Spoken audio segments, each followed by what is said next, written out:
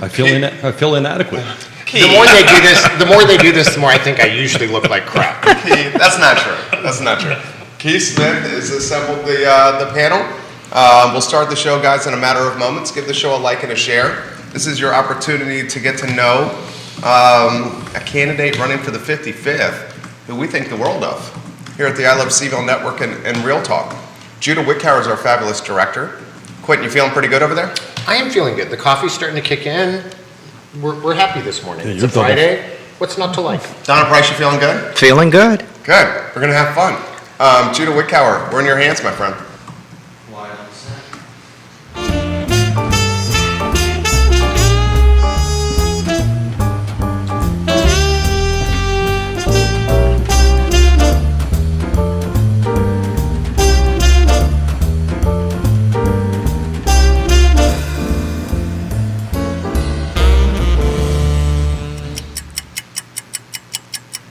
Guys, good Friday morning. I'm Jerry Miller, and welcome to Real Talk with Keith Smith. Thank you kindly for joining us. We are live in Charlottesville, across Albemarle County, Central Virginia, the Commonwealth, the country, and the world, on the I Love CVille Network. We're presented today by Keller Williams Alliance. Should I say it again? I think I should.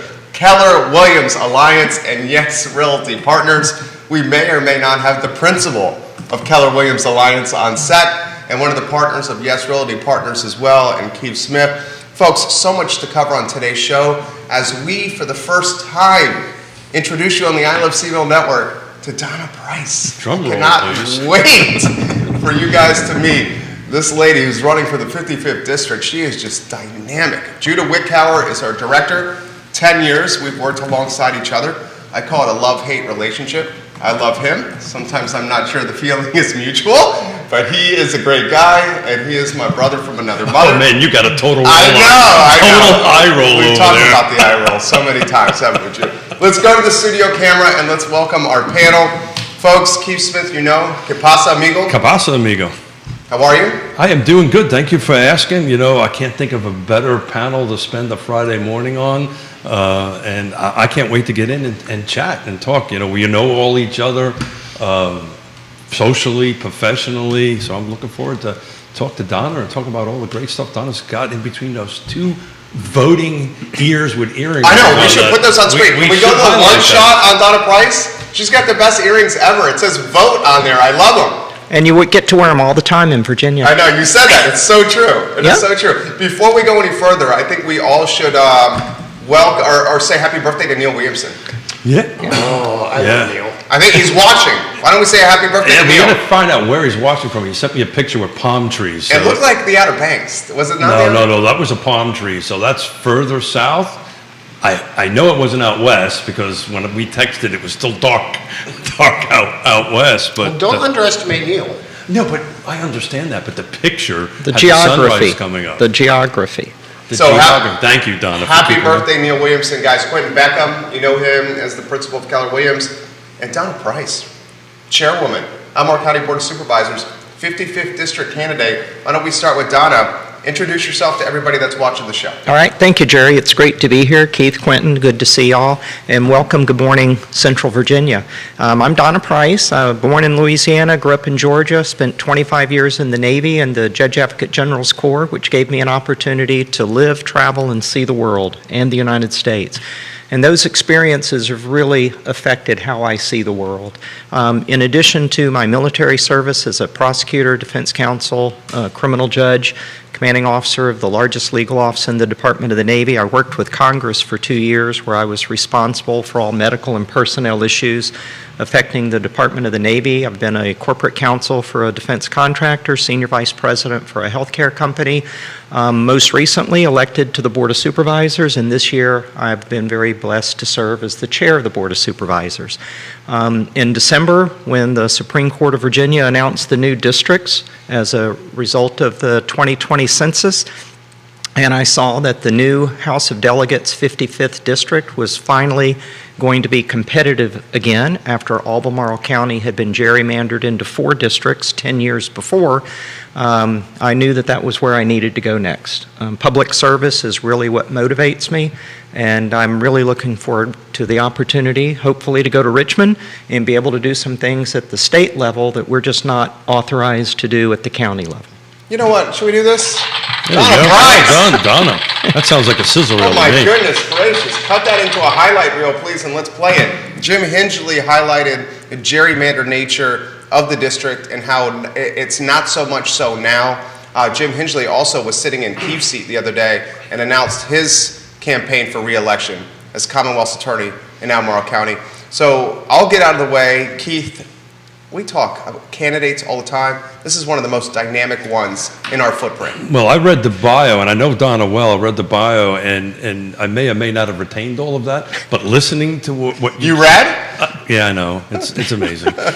Yeah. Did she use a lot of small words? No, it has pictures. Oh. It has pictures. So we were saying before the show came live, today I forgot to put my Marine Corps pin on, and that may have been because I've had a judge sitting across the table from me, and I might have to. Thank you for your service, Keith. Thank you. Ditto. Back at you. So, look, let's talk. The those who don't quite have not heard or up to speed like us folks at this table, talk about how the 55th was created, a little bit how the path came along, a little bit about the gerrymandering from your perspective, and then we'll just see where the conversation goes. All right, thanks. Well, back, every 10 years we do a census. And after the census is completed, then you take those figures, that data, and you divide the country up into both House of Representative districts as well as each state. If they have a bicameral legislature, as we do with the Senate and a House of Representatives, which we call the House of Delegates, then you have to apportion your population. And after the 2010 census, the Republicans really had the control of the redistricting process, and Albemarle County was divided up into 4 different House of Delegates districts. And that really watered down the voice of an intact community, an intact county. And if you followed, we recently had a constitutional amendment that changed the redistricting process, which unfortunately, due to severe partisanship, was a failure. So the process went to the Supreme Court of Virginia, and at the end of December, they announced the new the House of Delegates districts.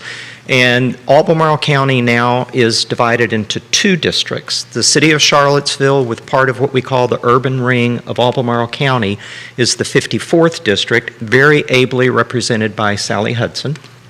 And the rest of Albemarle County, the northern half of Nelson and the western third of Louisa counties, are now the new 55th district. And that is an extremely fair, very competitive. It's no guaranteed win to a Republican or a Democrat, which is as it should be. The voters should choose their representatives. The representatives should not choose their voters. We talk about this on the show all the time, and a shout out to Neil Williamson on his birthday today. Elections matter. Competitive elections really matter, and I'm glad to hear that there'll be a competitive election. There'll be some other folks running against you. Do you know who they are at the moment? Oh, we do. We know one. Well, Kellen Squire is one who's running. I expect that there may be 1 or 2 more who will step into the ring. And I want to go back to the importance of there not being gerrymandered districts. And that applies to both Republicans and Democrats. Now, I'm a Democrat, okay?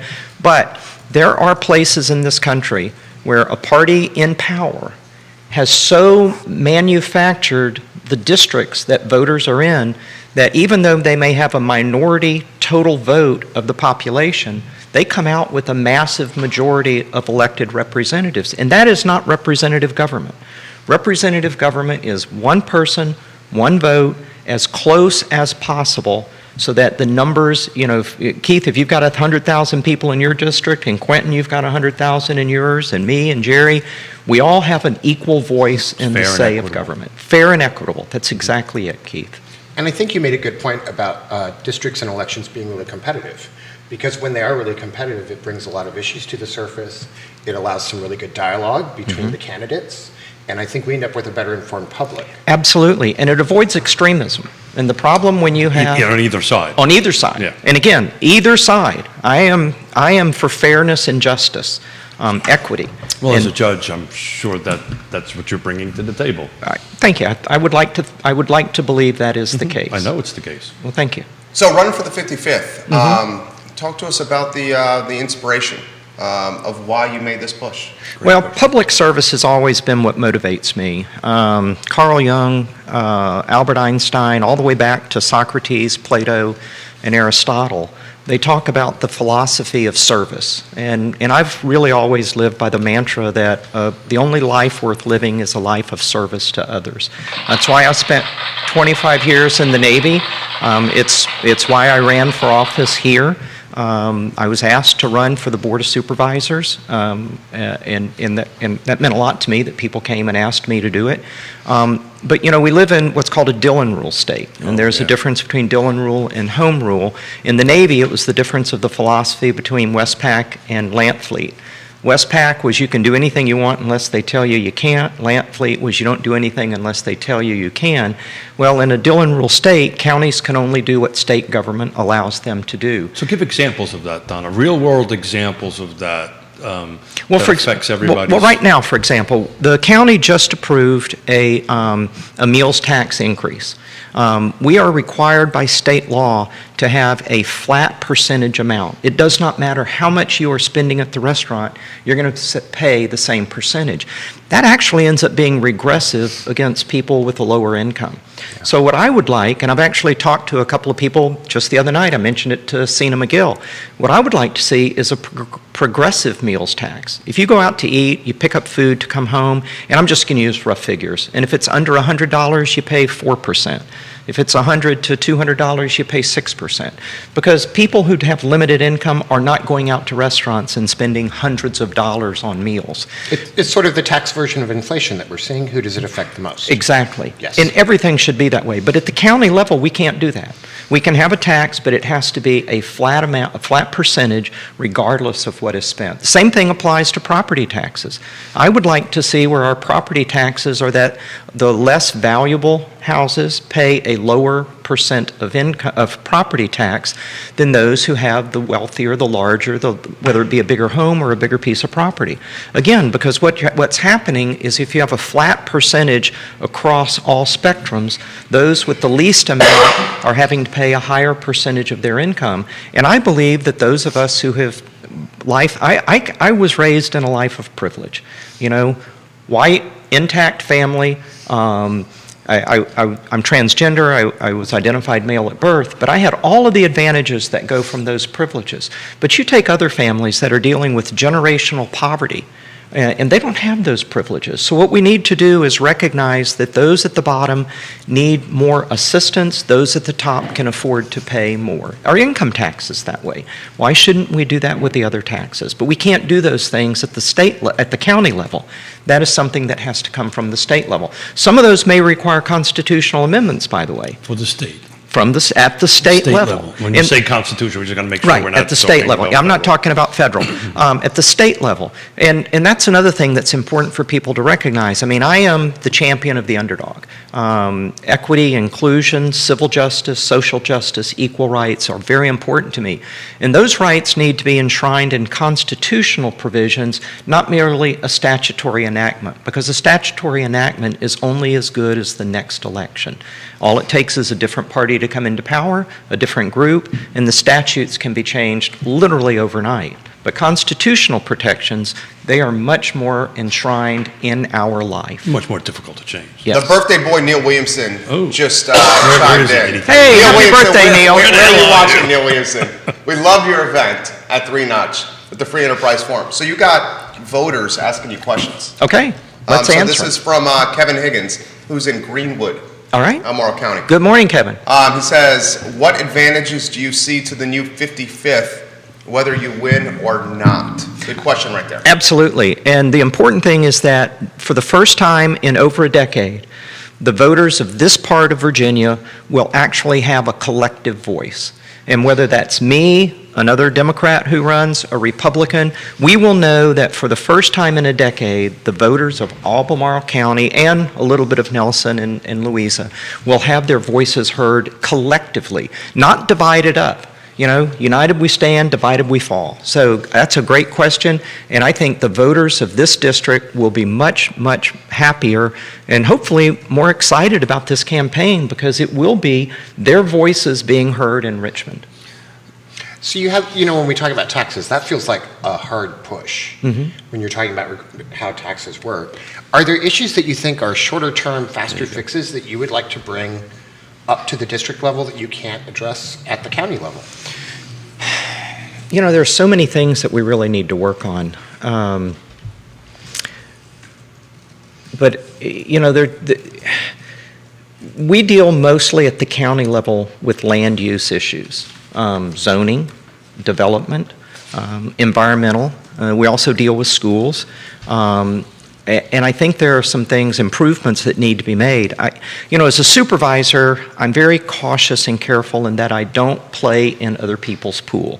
So I will not talk about, as a supervisor, I won't talk about the city of Charlottesville, the Albemarle County School Board, the town of Scottsville, because those are different elected bodies. But now that I'm an announced candidate for a higher office, last night the Albemarle County School Board voted against collective bargaining for their employees. Saw that. I support collective bargaining. I don't know the details of why the decision was made last night. I saw a little bit of the news where there was some concern about whether the statute, as it was enacted, provided sufficient guidance and everything. But, Upton Sinclair's book, The Jungle, dramatically affected my life about the meatpacking industry in Chicago. And while local government is not the meatpacking industry, I've always believed that if you really want to have a fair market, you have to have a voice at the table. And that means I support collective bargaining. Now, I come from the military, and Keith will appreciate this, where collective bargaining is called mutiny. And so there are some groups where I don't necessarily support collective bargaining, and there are some groups where I support collective bargaining, but not necessarily the right to strike. When you go into private industry, strike should be part of your rights. When you work for the government, I don't believe you should be able to strike. Without ground support, there's no air support. So you have to have everybody doing their job. And also in government, you have protections you don't have in private industry. So one of the things I would like to see is some expansion and clarification of the rights to collective bargaining. So I got out as a staff sergeant. What rank did you get out of? I retired as a Navy captain. So a colonel in the Marine Corps. So that's probably why I left my Marine Corps pin home, because I was seriously outranked. Thank you, Staff Sergeant. And here, but NCOs run the show, right? We know that. We know non-commissioned officers run the show. And Keith, that's a great point. If anyone's been following the war in Ukraine, the Russians have lost near a dozen generals, and the reason is because they don't have a non-commissioned corps. Yeah. And so they're having to put their generals on the front line, whereas in the U.S. military, the strongest and best military in the world, we have great leadership at all levels. So as you know, and folks who watch the show know, I've spent almost over half a decade in the Soviet Union behind us. So I've seen that stuff firsthand, and you're 100% right. They're in the Marine Corps, it's always been treated this way, that, rank, for the most part, mattered, but in the real world, the private and the staff sergeant picks that up and they go. They make their decisions and they take care of it. I want to go a little bit backwards here real quick, because this is a real estate show, right? And we were talking about the Dillon rule. So I'll leave specifics out and I'll try to make it pretty simple. Have not your county, but a surrounding county, that there is a project, because there was lack of clarity from the state level, that one individual at the county level made a decision that is going to cost a project, after it was rezoned, after site plan was approved, an extra $500,000, which now just made every single one of the new construction units that they're going to build there that expensive. So we talk about this all the time, trying to figure out a way to get housing affordability to work. And one way could be, I believe, is to turn this red tape into green tape. So the issue that was before us, or before this particular circumstances, this one individual said, well, there's no rule that says I can't do this, I'm doing it. It's the opposite of what you were saying, right? Your hands were held, or possibly held by state regulation because of a lack of clarity at the state side. These homes are going to be $10,000 to $15,000 more expensive. And that's not helping housing affordability. No. The average, nationwide, the average cost for new construction, what I call red tape, is around 25%. So every $400,000, $100,000 of that. Now, this stuff is necessary, but we've got to figure out a way to make that $100,000, $50,000, so we can get homes a little bit more cost effective. So that was a little bit of a soapbox on me. No. I just wanted to kind of throw that out Yeah, there. I really do appreciate that. When I was the senior vice president for a healthcare company, we were bidding on a $5 billion military TRICARE contract with an option for another 5 years for another $5 billion, $10 billion contract. That's a lot of zeros. It's a lot of zeros. That's a lot of zeros. It was basically the 13 southern states of, well, back then when TRICARE had 3 regions. But let me tell you what struck with me in that process. The government did the initial request for bids, request for proposals. And then after the 5 companies had been working on it for a while, they said, we need to change that, and they did it again. And then they said, we still didn't get it right, we need to do it again. They ended up doing it 3 different times. The bid process took 2 years. I am precluded from telling you how much our company invested in the bid, but it was well into 8 digits, and the government was oblivious to this. They had no concept of the cost that was being put upon people who were trying to do their job. So one of the things that we at whatever level of government, county, state, federal, what we need to do is have consultation with business professionals to point out to us exactly these sort of things. Just the other day, actually, I was talking with Neil, and we were talking about these pro formas that a developer will come up with as they're getting ready to submit an application. And I went back to county staff and I said, do we have any expertise on county staff that can look into the finances of these pro formas to understand the reality of what's being proposed? And the answer was, well, not really. We've got smart people at county staff, don't get me wrong, but they don't have that expertise. So I said, we need to look at hiring consultants when these proposals come in to be able to give the business side analysis, so we're not just looking at it from either an academic or a governmental standpoint, but we're also appreciating it from the business standpoint. We don't need to hire a full-time employee for that, but we need to make sure that we get the objective, the impartial analysis for the county to be able to better evaluate. So I totally agree with what you're saying. I've been a supporter of what you just said for about 3.5 decades, because one of the things you hear from, particularly on the land use side of things, we don't have the staff to do this, or we don't have Institutional memory. we don't have, thank you, we don't have the institutional memory for that. And I think we just had a conversation about decreasing the cost, but in the rezoning application, even if the developer or the applicant pays for that, right? And you say, okay, in order for this to happen, you need to hire this consultant to do that.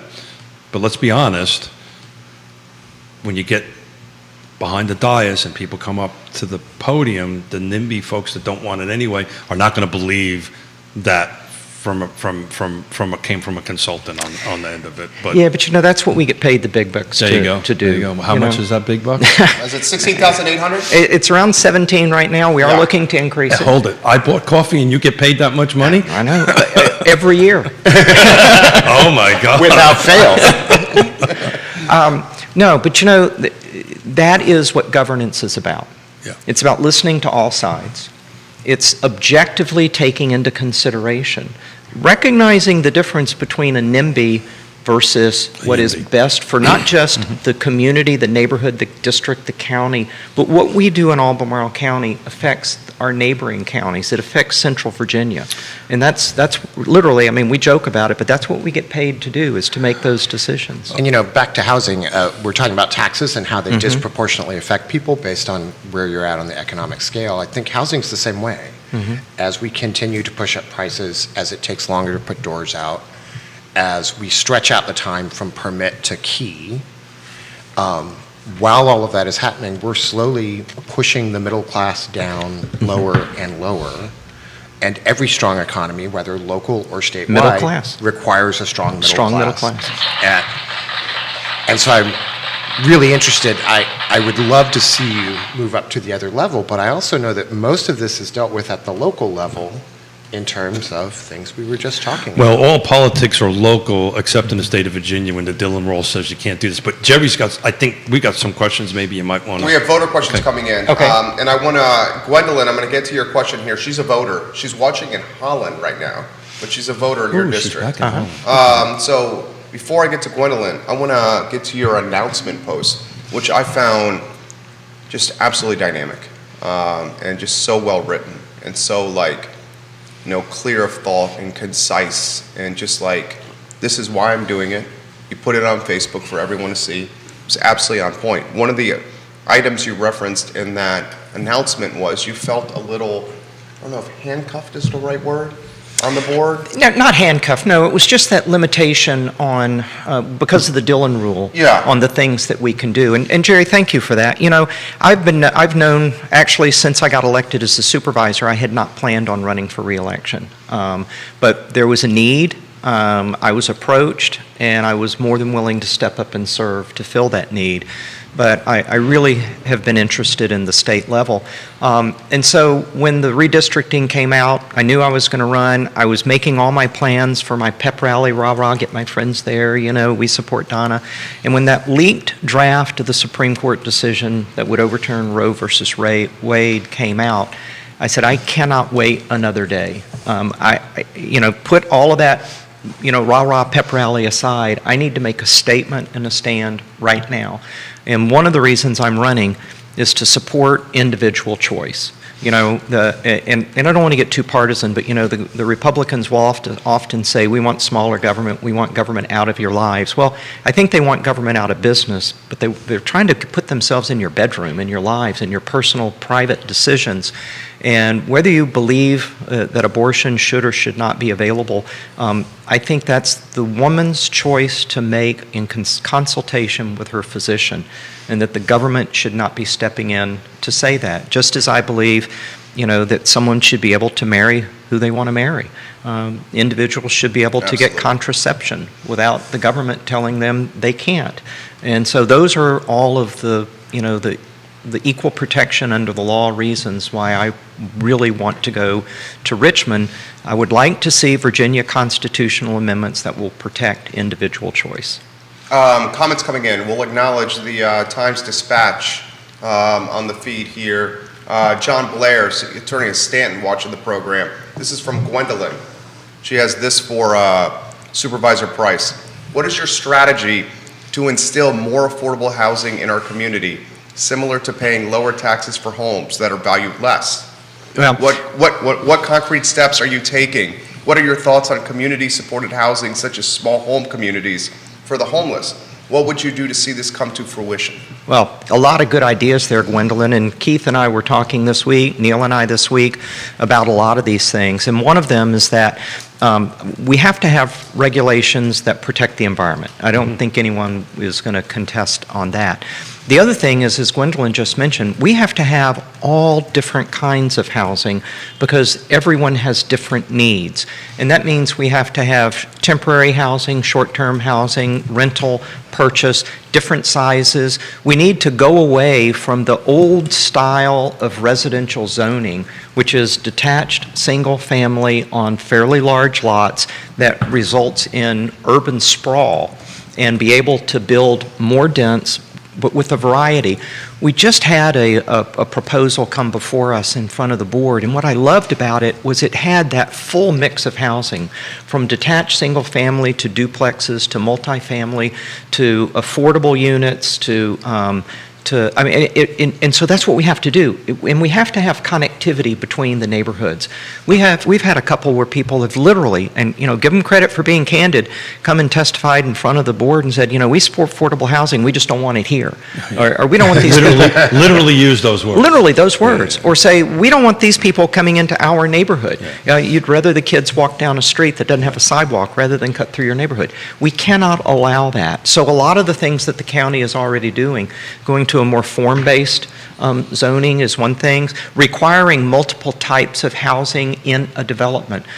We had one last year that got approved where they eliminated one of the two styles of housing in it. I voted against that change because if you don't have all these different kinds of housing, missing middle, a lot of people don't understand it. I support it. And I support it within a community because it allows a young person moves in, they get a small place. Maybe it's an efficiency, a studio.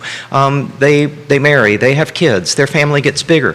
They don't want to leave their community though. So have houses that you can build up into as your family gets bigger, and then when you're back to being empty nesters or whatever, you can go back to a smaller unit and stay within that community. So these are all of the kinds of things that we have to do. We also have to have an affordable housing trust fund. I believe that the county should have one. It should be funded through a fee that comes from property transfers rather than an annual appropriation, because if you do an annual appropriation as your primary funding source, you're always going to be subject to this year's catastrophe. Look at what happened the last 2 years with the pandemic, how it affected the revenue flow for the county. So you do that. You do land trusts. You do donors. We look at what we're doing over at Southwood, which is a development.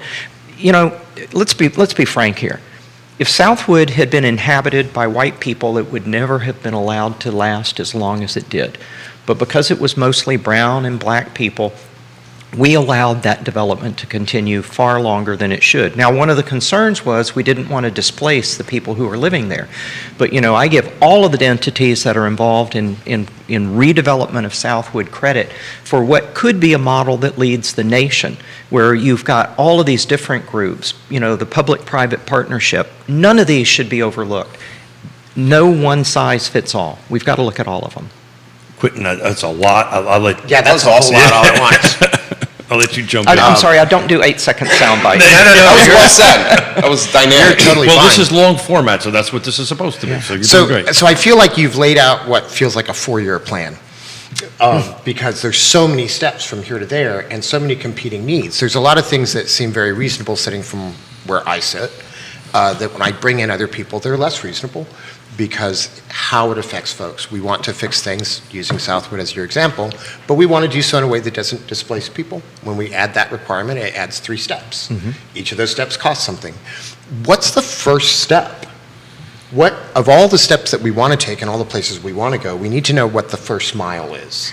And what do you see as the first mile of that race? I think the first mile is to always keep in mind the difference between the 7 virtues and the 7 vices. Keep going. Okay? Greed is one of the worst things in human nature. At the same time, we have to recognize that there is a cost associated with everything.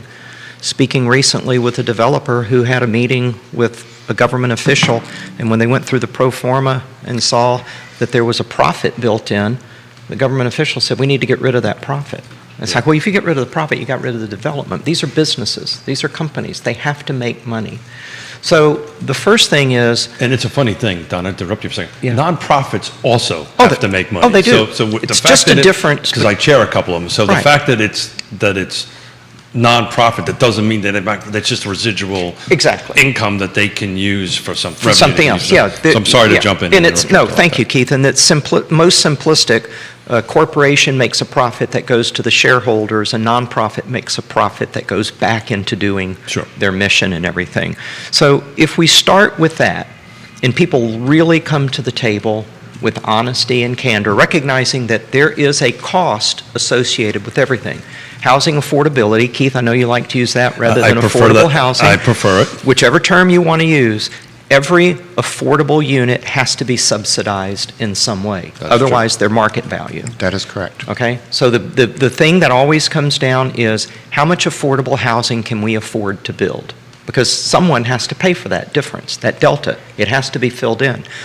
That's where the county at the local level can do part of it.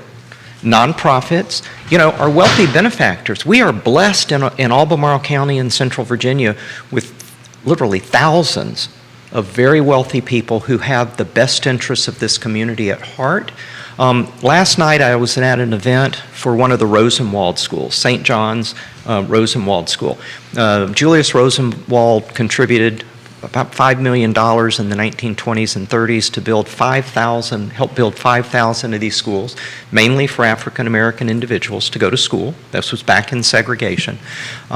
There were 7 of them in Albemarle County. 2 are destroyed, 3 are residences, 2 are being rebuilt. But they need $500,000 in order to rebuild this building and keep it as a memory. We've got wealthy people in the community who are contributing to that because it's important for our heritage, and to remember that was in our lifetime. One of the women there last night, she was a student at that school, this 2-room school for black individuals. So what we have to do, we have to always keep community first. And we've got enough people who will do that. So I know when the show is super successful. My fingers are His burning fingers up. are A lot of questions flying. are coming in. They're flying. And so we're going to let Jerry ask a bunch of questions. I've got notes all over the place, but we're going to let the viewer kind of guide where we're going to be going, and the listener from this. We're going to try to get to as many of these guys as possible that are coming in here. So one of the key points or questions or concerns coming up, certainly for midterms, certainly for your race, is inflation. Everyone is feeling pain at the pump, at the grocery store, with taxes. The dollar just not as going as far. This is a great question. What do you tell the farmers of the 55th? They are planting and all their costs are up. Gas cost is killing them, fertilizer cost is killing them, labor cost is killing them, supply chain costs are killing them. What messages do you send to the farmers? I'll add to that, what message do you send to all of us as voters that are feeling the pain? Well, one of the things that has disturbed me for my entire life is to see the heads of corporations, the ones at the very top, raking in millions upon millions, hundreds of millions of dollars while they're not paying their employees a living wage and giving them benefits. So the first thing we've got to do is we have to change the tax code so that we actually tax the wealthy, that they pay their fair share. Now, we also have to acknowledge right now that a lot of what we're dealing with in the economy is driven by the consequences of the pandemic. Everything from workers being sick. This week, I think we have either just passed or we will pass 1 million verified dead from the COVID-19 pandemic. And that has affected everything in every logistics supply chain that there is out there. The government, the federal government, did a lot of good in helping to support the economy, but we're now seeing This is the collateral damage. The collateral damage is inflation. Because we've changed too rapidly.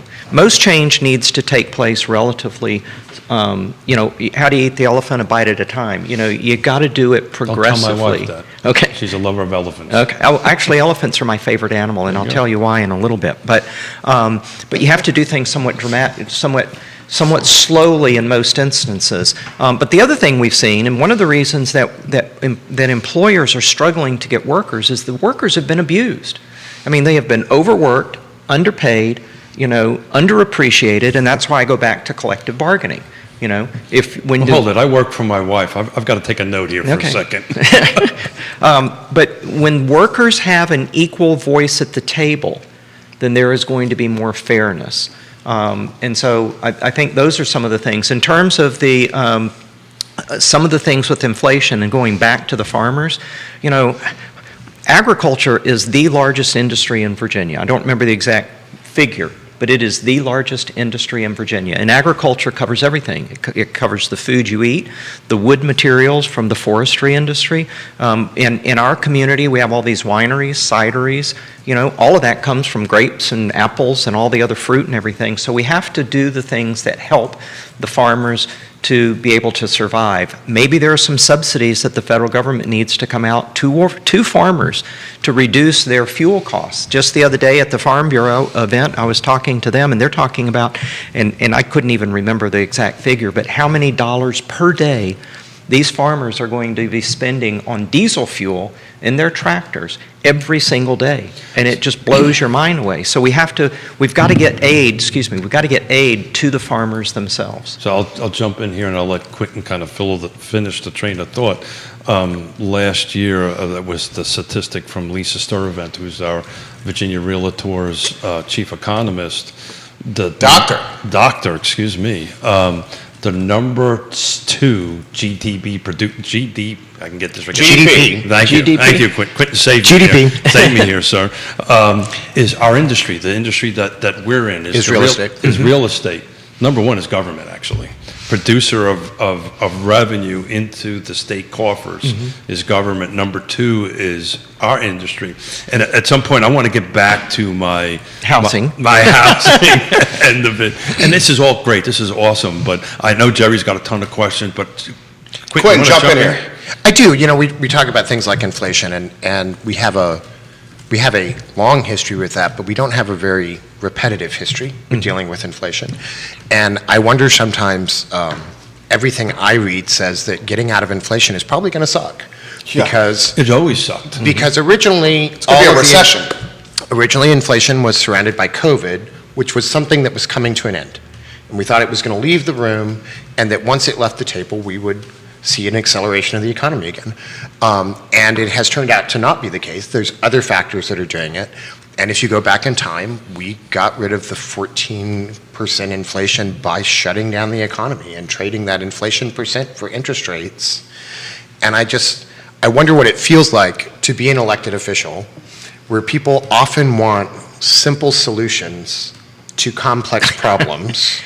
I've been asked on occasion, why don't you run for this? Why don't you run for that? I'm like, because I don't know that anybody would like what I had to say. Sometimes you have to go through the sucky part to get to something good on the other side. We keep thinking that everything is going to be great and there's never going to be a problem in the world. And when we do that, we get complacent.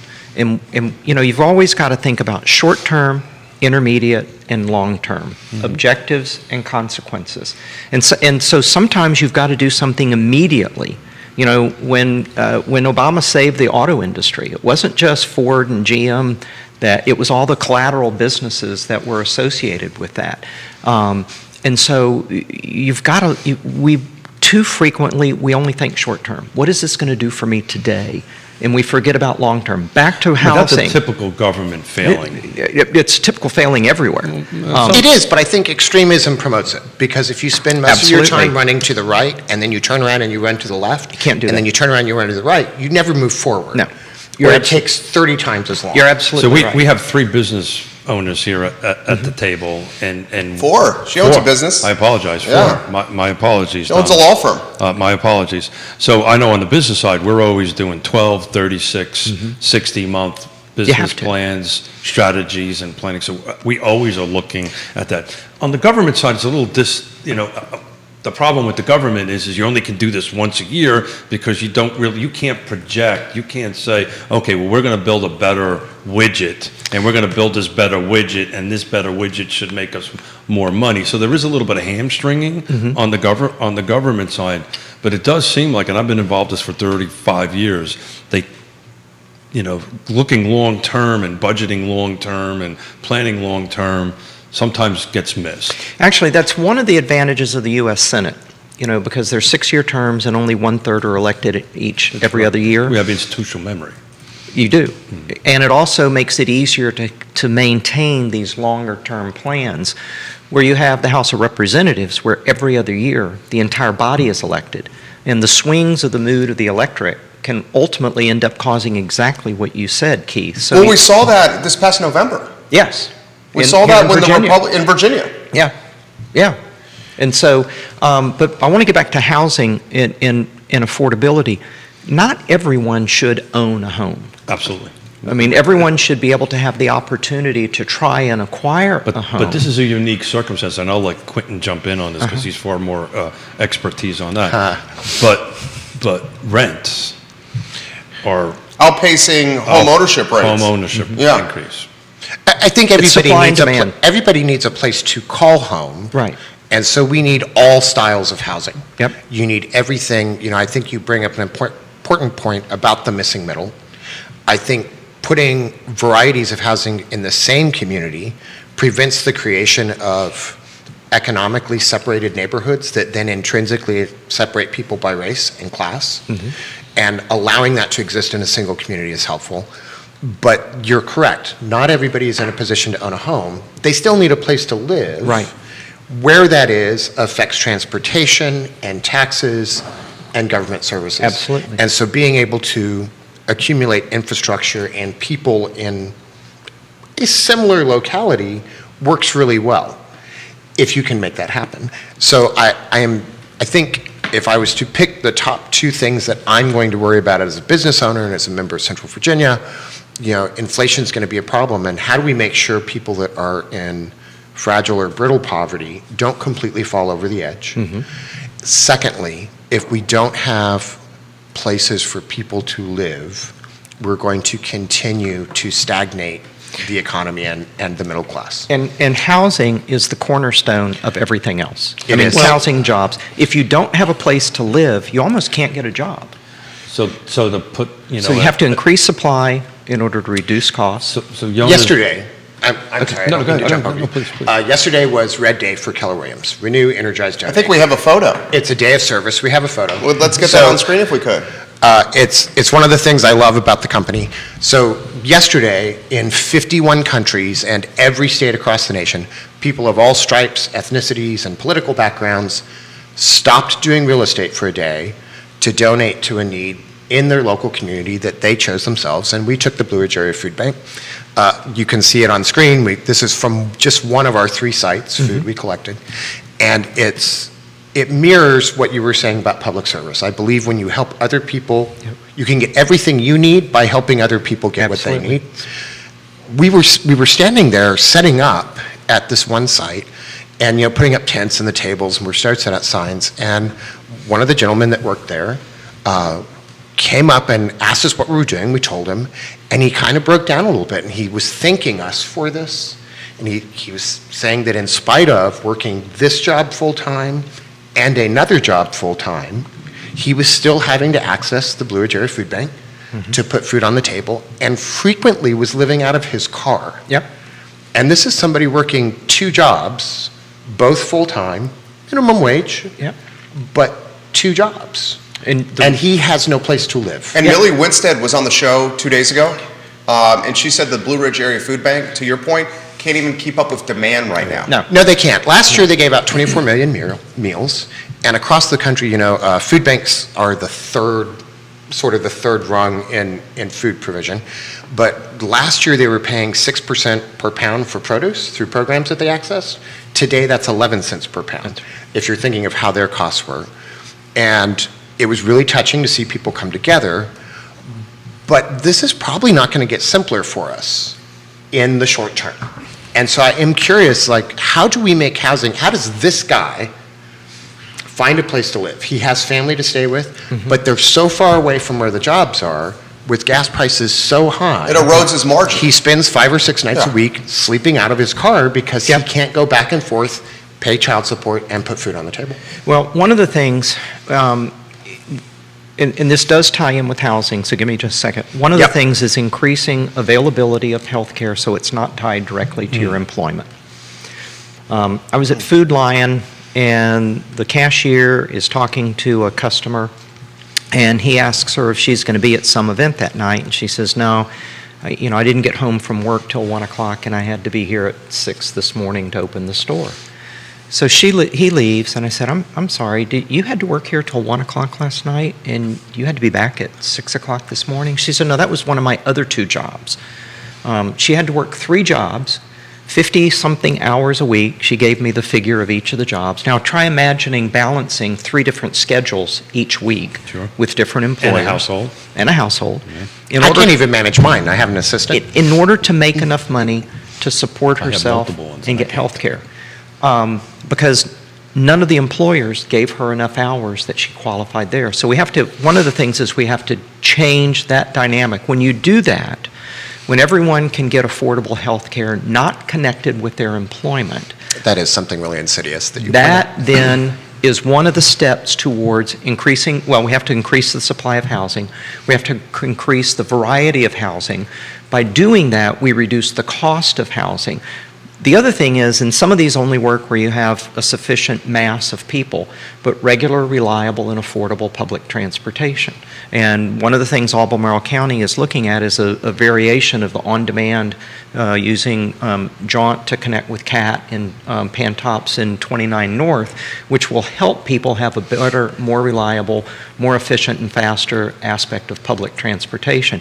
We're not going to be able to provide in the rural, rings of Albemarle County the same thing you can get in the city of Manhattan, but we But we you have can't to afford improve. Manhattan. No, yeah, Right. you couldn't afford there either.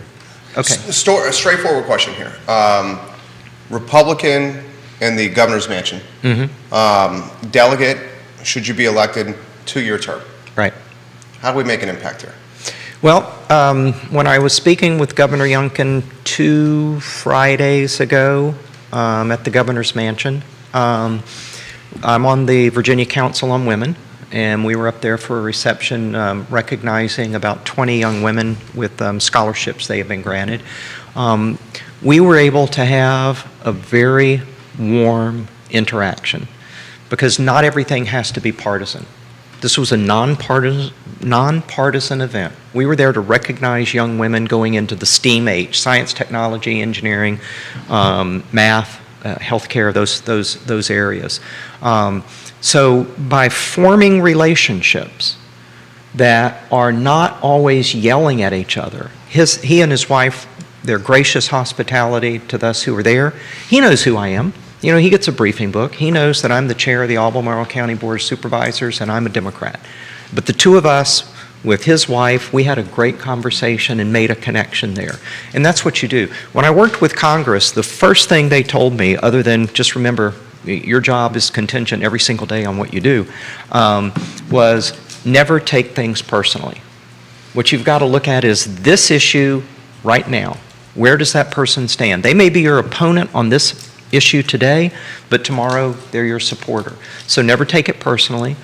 Don't yell, don't scream, listen to what people have to say, act with dignity and But respect. sometimes you learn, right? And learn. and I listen. learn every conversation I have. Sure. So I would tell you right now, if I get elected, I have a beginning of a relationship with Governor Youngkin as a Democrat because he knows that I can serve the people of the Commonwealth without regard to party or partisanship. So for me to sit here during the show and be quiet, that means this is an awesome show. And, Yeah, for sure. This is an awesome show. and Also, go- you We heard got the 3 resume. media outlets watching Supervisor Price here. She's so much more qualified to talk to this than any of the rest of us. After you opened, I was just like, well, I'm gonna Incredibly sit here. dynamic. Yeah. How's the coffee going? Coffee's going We're working on it. The chai's great, by the way. Thank you. So this whole conversation up until this point was talking about how do we fix issues, Right. right? How do we fix issues? How do we fix, I'm a housing advocate, right? I'm a housing affordability advocate. And I'll probably get a little bit on my soapbox on regional housing partnership and some of the other things that you and I work together on and so forth and so on. But you know how we get stuff done? We sit down, we talk. We and have a relationship. That's We exactly establish a relationship. Well, you and I may or may not see eye to eye on something. I doubt it, but we may or may not see eye to eye on something. I respect you, you respect me. Let's get to the middle. Let's try to get something done. So I know there's I doing this to poor Judah, but there's an image I created about housing affordability that is supported by 4 pillars, right? And these 4 pillars are who we serve, right? This is the client, because I call them client. Yep. The private sector, which is Quentin and I, the builders, the developers, the nonprofits, which is Habitat, and the Piedmont Community Land Trust, which I'm a little partial to, and then the public sector, which is you, right? And we through these 4 pillars, I was doing some math on the way in. And first of all, I want to say thank you publicly. I did it at the Board of Supervisors. I want to do it again. Thank you for giving the Piedmont Community Land Trust, not you, but the board, $625,000. That's going to put 12 families by the end of this year into brand new homes. As a matter of fact, a little bit of news here. We're going to be adjusting the prices on Monday to $214,750. We got 12 of them coming up around at that point. The point is, that got there, that happened. We put 12 families in there. We, in a year and a half, have built over $7 million Wow. worth of homes, put 50%, 60% AMI. It was a lot of money, right? It was, about $800,000, $900,000 Yeah. worth of money we had to range, including your 625. But it happened because of what we're doing right now. And because of relationships. And I want to go back to that. I'm an Episcopalian, and in the Book of Common Prayer, Oh, now we're done. our baptismal covenant, which we repeat every time someone gets baptized, one of the things that we pledge is to respect the dignity and worth of every individual. Sure. And that's what relationships are about. It's about respecting Well, that's just someone's human. perspective. That's just being human. It is. Right? It's what And we're supposed to do. That's what we had this conversation before we went on air, right? Yeah. You don't feel well, don't show up to a meeting, right? Your mama kind of taught you that. Everything I needed to know in life, I learned in kindergarten, right? Well, and some of us take 13 years to get to kindergarten. I just won't say who. Why don't we highlight in your announcement speech, and do we know officially if Rob Bell's running? I don't know. We don't know. You highlighted in the speech that he was great, and these were your words, and I'm paraphrasing, great at communication, but not so much on execution or action. Well, I phrase it this way. People will talk about, and first off, let me just say this. I think Rob Bell is a good and decent man. Oh, without doubt. He has treated me with dignity and respect. And so anything that I say is not about Rob Bell, the individual. It simply is a difference in where we are politically on things. One of the things Rob does very well, exceptionally well, maybe better than anyone, is constituent communications. So I'm going to jump in. I'm in his district. Okay. You're in my Well, district. not anymore. You're in my district, too. Yeah, I don't think you are. Well, Keith, 'Cause I don't it's a think new you are district. anymore. so There's only a small and help me here, only a small portion of Fluvanna. Oh, only in the 55th. town of Scottsville. Yeah, you're not in so there I'm anymore. not- You're out. Oh, I'm you're out. Yeah. You're out. It's small portion of I still Fluvanna. care No, about you, this even is a though you're funny not thing. one of my I've got constituents. redistricted and gerrymandered now twice. Right, first time in the local, but anyway. Small Fluvanna and small Nelson now. Got it, thank you. Yeah. So, But I wanted to just to speak to him for a moment. Okay, Right, and sure. speak to equal, right? I believe that he is watching here. So I will tell you, up until recently, since he's not in my district any longer, any life event that ever happened in my family, oh, you get a letter. I got a personal letter. Yeah. Signed by him, very specific. Daughter graduates. Absolutely. My youngest daughter is a former Division I athlete. She would Absolutely. place first in the state. Rob She alluded to that in your announcement. Yeah, Rob is great I just about wanted that. I just wanted to put a authenticity to it because we received it. Yeah, Rob Bell is a good and decent man. I mean, I will not say anything against Rob Bell, the individual. Politically, I'm in a very different place than him.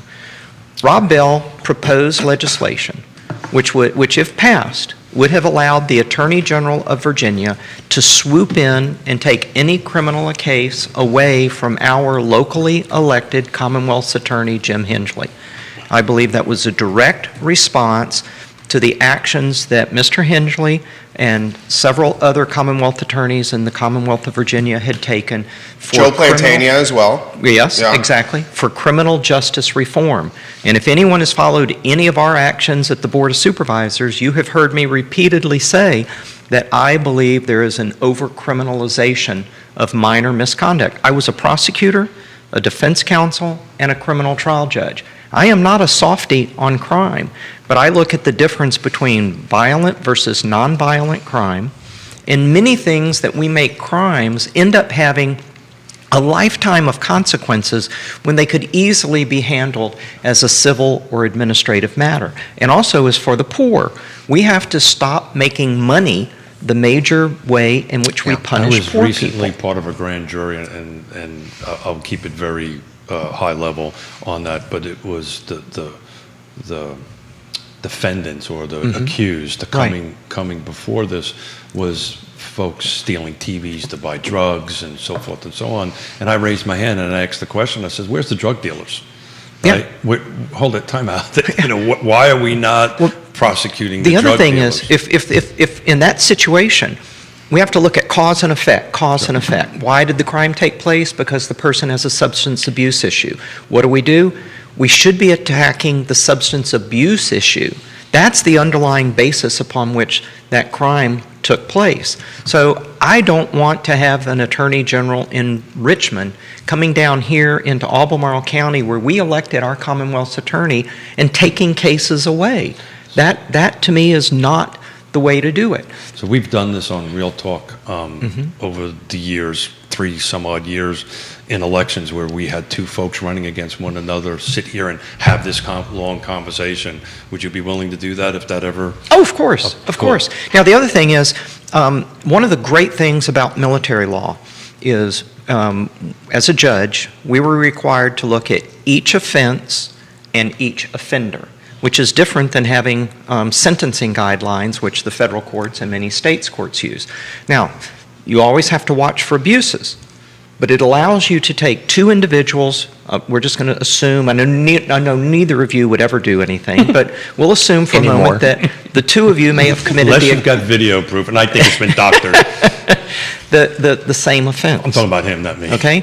But if one of you has a history of misconduct and the other one doesn't, then we ought to look at that as a factor in how we determine what the punishment should be. Well, military law and civil law and federal law is very different. Well, not the crimes, though. If you're Yeah. talking about common law crimes, Well. I sent people away for decades who attempted armed robbery. Sure. So I'm not soft on crime, but I also don't, but in my law practice, I represent people who need access to classified information, security clearances. And anything in their life could impact their eligibility. And so what I look at is this whole person concept. And I think our laws need to be in such a way that we do that. But the other thing, I want to go back to the monetary aspect. If all we're doing is imposing fines and money on people, then what we're doing, particularly for the poor, is we Yeah. are simply putting them into an even more precarious position of losing their housing. We're back to disparate impact. Exactly. Yeah. So there must be justice. So this from another voter, Dan Pettit. We love when you watch the show. With all the growth in the community, what conversations are the Board of Supervisors having to handle the transportation issues that are really becoming a problem now? Well, we are working on that, and it's pretty complex here because we have different transportation systems. We have CAT, the Charlottesville Area Transit, and we also have JAUNT. And then one of the real complications is the different funding that they get, which allows them to provide different types of transportation. So I am glad that I don't have to keep track of which money comes in from which pot to do these things. One of the things we have to do is we have to, the county has this policy of 5% development area, 95% rural area. But we're starting to see, or we already are seeing, an imbalance into where that development area is taking place. So take, for example, the Samuel Miller District, which is geographically by far the largest of our 6 districts. Jim Andrews District. Jim Andrews. If you have 6 districts, mathematically, they should all be about 16% of your land mass. Rio and Jack Jewett, urban areas, very But compact. doesn't it go by? It goes by numbers, Got it. and so that's what I'm getting to. So the Samuel Miller District, one of 6, is probably somewhere around 30% of the land mass of the county, but it's still only 1/6 of the population.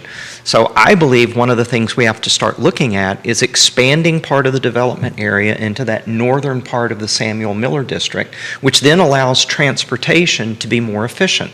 Jaunt can take care of people. So Donna, for those, there's quite a few folks that are watching and listening that are not local. Right. So just try to give some landmarks of what that district. Yeah, Samuel Miller District, if you take the county of Southside Charlottesville. Southwest. It's Yeah. the southwest Thank part you. of the Yeah, county. thank you. Very rural.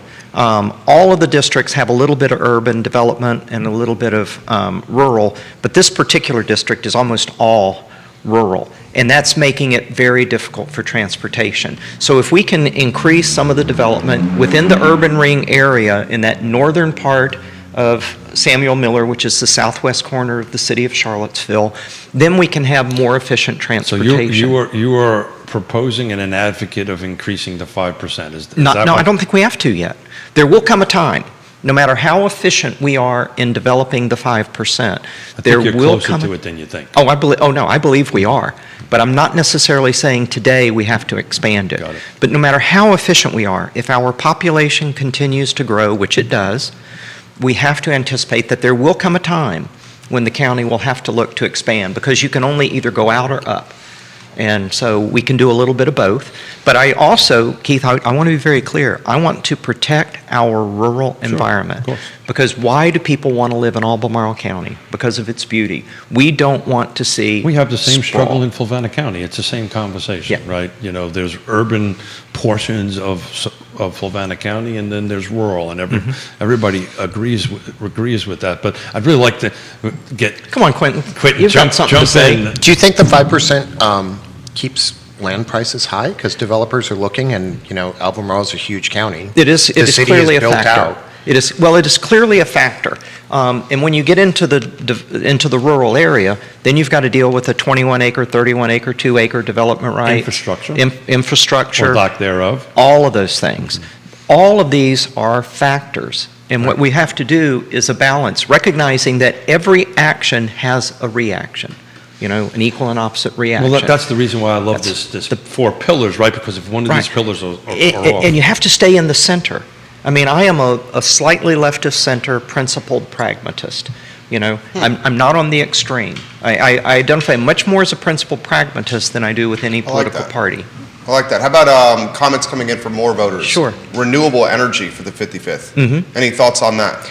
Well, we are seeing right now an expansion of solar farms. And we know that that is part of where everyone is looking to go. I kind of see solar farms probably as being an intermediate step towards energy efficiency, because as technology has improved, think about EVs, electric vehicles. When they first came out however many years ago, they had a range of up to, 60 miles. Now you're talking 300, 400 miles of range because technology improves. So right now, we still have to have more space in order to get the solar energy that we need, but we also have a lot of other environmental and So let's tie aesthetic this concerns. back to the Dillon rule. Is that going to be in the rural area or in the 5%? There you go. Well, you're not going to be able to put large solar farms In the 5%. In the 5%. Yeah, that can't happen. I think the large It was solar kind of a rhetorical question. I think so, but I think the large solar farms are probably a short-term consideration, because as technology improves, right now I'm already seeing where EVs are being powered by solar panels on the cars themselves. If you can do that, you don't have to have the energy coming from somewhere else to charge the So vehicle that's up. what Mr. and Mrs. Smith are working on. Or in a wall in the garage? I mean, you can speak Yeah. firsthand to Right. this. You have one yourself. I do, and one of my good friends and neighbors, they have 2 electric vehicles in their garage. Their garage has solar panels on the top. It powers their cars, and they pay $5 a month to Dominion as an access fee. Yep. And that's it. And so that is where we're going. We're going more towards that. And the cost of that has come down dramatically over the last few years. Take anything. The initial production models that come out are generally not going to be as economically efficient as the existing alternative that they will be replacing. For sure. So cutting edge technology is usually the most expensive. You want to be a little bit behind cutting edge, but if you don't have cutting edge, you never make changes. This aspect of, well, if it ain't broken, don't fix it, that just leads you into mediocrity. We must always be looking for better ways to move forward. And so, whatever it is, there are ways to do it. I would like to go to solar out at my little place in the woods. Yeah. But for exactly the reasons that you said. And just this week, California produced more energy from renewables than the state needed to run for a 24-hour period. Yeah. First time ever. Yeah. So we're going there. We're going there. Now, what the steps are going to be, we'll just have to wait and see as the proposals come before us. What are you most proud of with what you've done on the Board of Supervisors, and what, in hindsight, would you have liked to have done better? Well, there are 2 or 3 things that I really take great pride in. A dear friend who I really respect told me, she said, "Donna, everywhere you go, you make it better than it was when you got there." Which really, it resonated with me. My favorite book to Quite a read. compliment. It really was. It really was. My favorite book that I would read to my children is Miss Rumphius, the Lupine Lady. Simple book. She traveled the world. She wanted to make it prettier than it was before. She planted lupines. And that's kind of my mission in life, to make things better. So I think I have brought none of this is done alone. You know, it takes a village to do everything, and so all the other supervisors and county staff have worked as well. But I believe I've helped bring a degree of professionalism and courtesy to our interactions that has simply gone another step higher than it was before I got there. So Donna, leadership's a real thing, so providing leadership at the center of the table or the dais makes a difference. So what was your You biggest... still got to answer the rest of the Oh, question I'm sorry, here. my hearing aids kicked out. Yeah. Sorry. In terms of, one project, it's bringing a convenience center to Southern Albemarle. It may seem like a little thing, but I use myself as an example. I'm 45 minutes away from the IV Materials Utilization Center, AKA the dump. The dump. The transfer station. This is going to be a convenience center. It's going to be very much like the convenience center part of Ivy or the the McIntyre recycling, but with household garbage as well. 45 minutes for me to take my trash from my house to Ivy. I live a mile in the woods. There's no company that's going to come and get it. I can put it up by the road, and then the bears or the dogs will knock it over, and now you've got litter everywhere. 45 minutes there, 10, 15 minutes to drop it off, 45 minutes back. You know, you've just taken At $5 2 hours. a gallon, or almost Yeah. 4.5 Yeah, gallons. you've just taken 2 hours of time just to get rid of your garbage. We're going to put a convenience center literally halfway between the town of Scottsville and the city of Charlottesville, right off of 20, which will be everyone in Southern Albemarle will have a place they can take their recycling and their household trash. No bulky items. It's going to be manned by an attendant when it's open. It's going to be a convenient place for people in Southern Albemarle who don't have or can't afford to have a service pick up their garbage. That is the one project that I would say I am extremely pleased to have brought that service to the residents of Southern Albemarle who feel like they have many ways been sort of left behind by the rest of the county. I don't think in reality they have been, but you know, there's perception and there's reality. But the biggest thing overall is, I believe, this sense of professionalism and courtesy back towards our interactions, both board to board, board member to board member, board to county staff, and county staff to our public. But the other thing is being responsive to my community members. They email me, I meet with them. Now, the pandemic made that a little difficult for a while, but I will meet with them where they are, hear what they have to say, and then take action to get an answer. It's not always the answer they would like to hear, but I'm very candid. I mean, I'll tell them. You know, someone proposed something the other day, and I said, I just got to be candid with you. I don't believe that a local manager should have the authority to sign contracts to rent county property. That needs to be at the county level. Yes, it adds a little layer of bureaucracy, but, you know, you can't have minor officials making major decisions. Well, that's what happened in this project out in a surrounding county, that there was a minor official that's costing the project. So I've taken copious notes here. Okay. And we're almost go out back of to time. housing. So we're going to have to do this some other time. But one question I usually ask folks, elected officials during their first term. Uh-huh. What's your biggest surprise so far? What did you not know before you showed up, and what is your biggest surprise? You know, so when I moved here, Memorial Day weekend, 2016, and was asked to run for the Board of Supervisors on the 15th of March, 2019. And I said I would do it. I then started attending every Board of Supervisors meeting from that day through today. I think I've missed one, maybe two, in Wow. 3 years, really, because I'd started watching them back then. So I feel like I had sort of an OJT, on-job training. And Rick Randolph, my predecessor, who was an incredible mentor and really helped me to understand a lot of the processes. So I went into it, I think, with a good base of knowledge. Even with that, I had no idea how much time was involved in being a good supervisor. How much time do you spend? A week.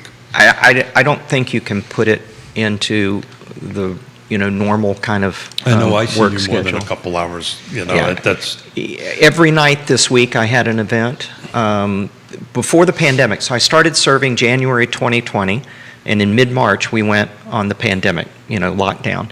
In those first 2 months, January and February, I averaged 19 nights a month of some sort of a meeting or gathering with But people. isn't that also part of your commitment to be a good public servant?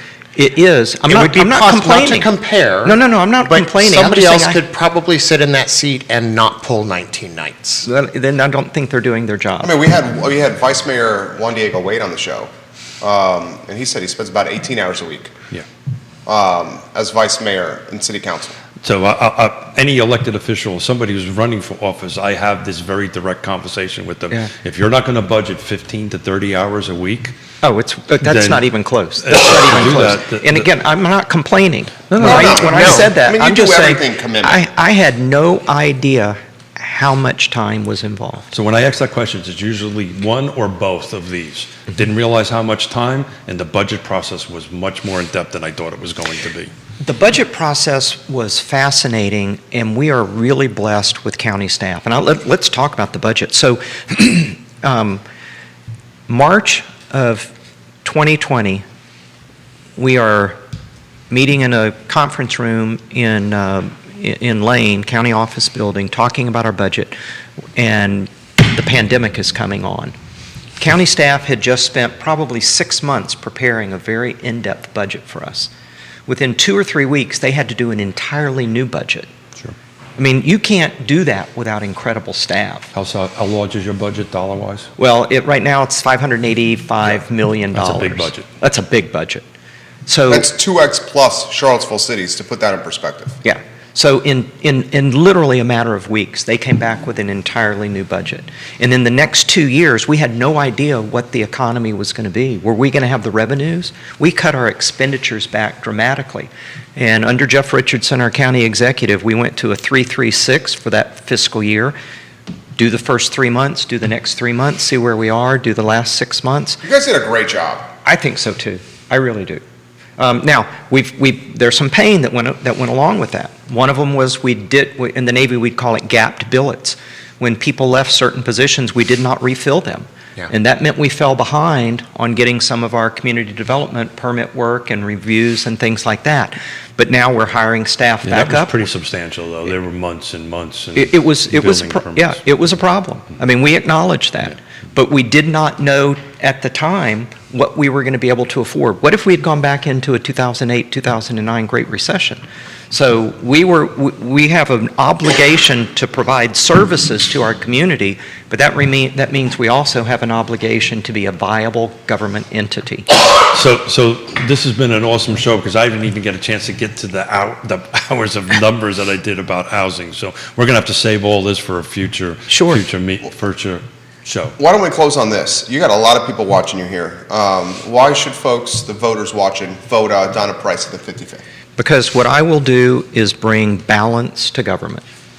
I am committed to ensuring that I treat everyone with dignity and respect. I listen to everyone's viewpoint, and I use my moral compass to reach the decision. Most of what we deal with in government are better best decisions. Some of them are right-wrong decisions. Most of them are better best. The right-wrong decisions, my moral compass is going to drive me on those. They will guide and drive me. The better best decisions are the ones where, in the realm of legally permissible actions, any of them are legal. It's what is the decision that best provides what is needed by the most people? And I will listen to everyone. And, just give you a recent example, Dardentown Turf Fields, Oh, I was going to ask you that. all right? Yeah. When that came up... 3-3 split. Yeah, when that came up initially, I was opposed to the artificial turf fields. And I met with the Don Long and other people about the fields, and I said, I'm just not there. By the end analysis, after all the facts had come in, You changed. I changed. Yeah. I listened, and I made what I think I believe is the right That was decision. the right decision. And That was the right decision. that brings up a whole topic that we need for another show about an odd board versus an even board. And this side of the table here is very much so in favor of 7. I was in favor That's of not going to 7. happen anytime soon. No, it's not going to happen anytime soon. But the problem is that is now a no vote. That's right. So nothing is Yeah. happening. Well, and you were so straightforward in that meeting. I respected you even more in that meeting. Supervisor Malik had some comments about environmental concerns with the turf field, and you said pretty much, come on, this is. It's 4 fields and Yeah. 1 park. Right, Yeah. that's what you said. It's not all of Albemarle County. No, you have to balance everything. Sure. I mean, and so, do I prefer artificial turf? No. I would rather have natural grass. We don't have the acreage, and we don't have the money or the resources to be able to maintain Exactly. grass fields Right. at the level that we need. And as Supervisor McKeel said, now we have mud pits, and I think she literally said goose poo in the meeting. And that's She not said that. environmental either. Yeah. And even if we did, even if we had the $30,000 to $50,000 per field Right. to maintain them at the level of play that we could get from the artificial turf, you still can't play on them Dude, I'm after gonna it give you some rains. props on that. Well said. Thank you. It seemed like it's just common sense. This is common sense here. But see, that's the thing that's missing. That's though. where you have to respect the views of the other people. Things that you've said that I really like. When we're talking about judges, we're talking about mandatory minimums. The written law versus the spirit of it cannot always fill the gaps. No. You need a human that you trust. Yeah. And that ability to earn trust comes from sitting across somebody you disagree with and being able to respect them while you're sharing that disagreement. Yeah. Rob Schilling on WINA, I spend some time with him from now and again, and we probably disagree on 90% of political stuff across the realm, but I like the man, and it's okay to sit and disagree with him, and I've learned stuff, and I've had my mind Oh, yeah. changed. I like that you bring that forward, and because the way forward is somewhere in the middle. Yep. It's not all the way over here, and it's not all the way over here. When I was a judge, I always reminded myself that justice without mercy is tyranny, and mercy without justice is anarchy. And you have to have that balance in there. And I try to guide But the all of end my result decisions. of that vote is nothing. That's right. But that's a Nothing- different question. understand that. That is The a odd different number question. versus even number, and I am much more open and receptive to that today than I was before that vote. Some would say that is good government, though. Yes. Because it took 3 to persuade another 3 to make this happen, and that's action. So the process worked to a certain degree, right? Some would say that. Yeah, so the process worked to a certain degree. It was a 'cause- failure. I thought it was a failure. And well- the people my kid plays there. So we have soccer practice, we play soccer games there.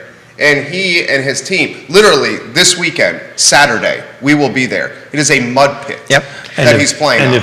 if that wasn't the case, and if it was turf fields and this money was spent, maybe there's incremental income to be made to bring in some tournaments Yeah. that won't come because of that. Hey, look, I'm rather one-sided on this. I've never thought an even board made any No. sense.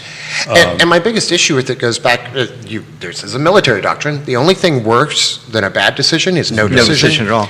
I will say there is a positive about an even board, and that is that it does generally require more consensus. That's right. And it avoids the situation of a small majority always. But does it really, Donna?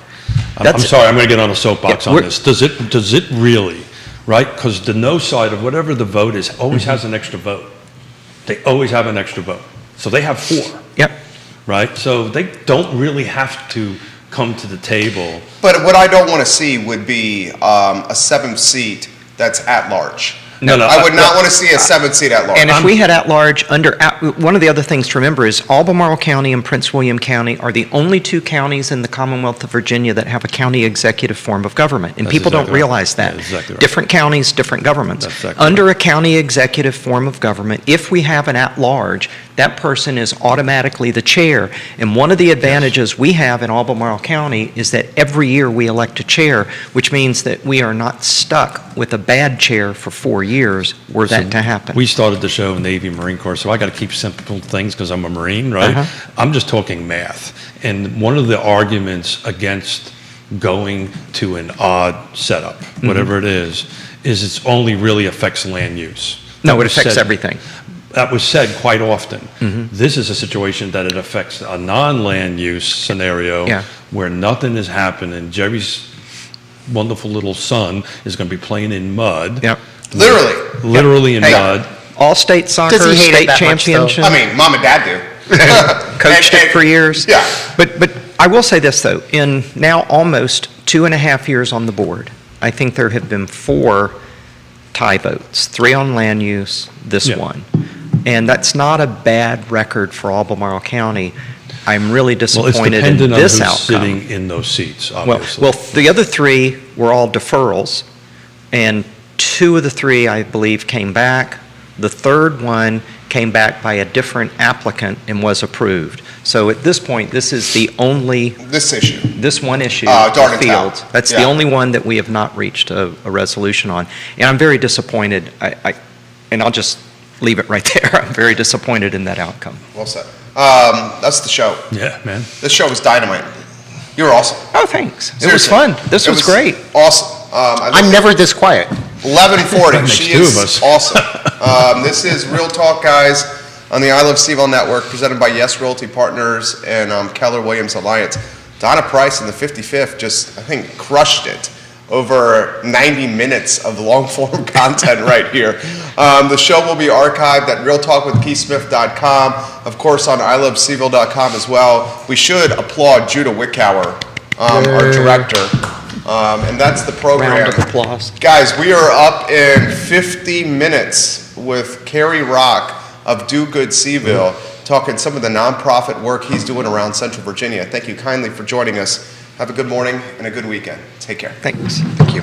Well, thank you. Thank you, That was Tom. fun. That was fun. Bring me back. We will. We'll invite whoever your competitor Now that may I'm be. Speak-